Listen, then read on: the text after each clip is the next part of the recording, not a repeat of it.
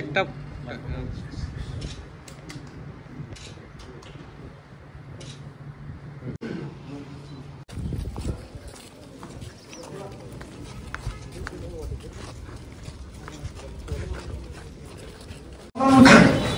আজকে আমরা এক্ষুনি নমিনেশন দাখিল করে আসলাম, তো সব কিছু জমা হয়েছে। আমাদের যে নমিনেশনের যে ফরম্যাটগুলো সব ফিল আপ করে আমরা জমা দিয়েছি সঠিকভাবে কাগজপত্র।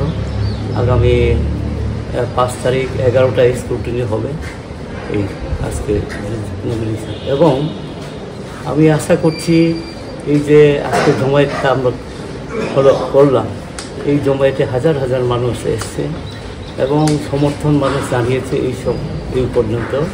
এর জন্য আমরা আশা করছি ভারতবর্ষের যে সরকারিতে পরিবর্তন হবে এবং এই পূর্ব আসনেও নিশ্চয়ই মানুষ আমাকে আশীর্বাদ করবেন এবং আমাকে জয়যুক্ত করবেন।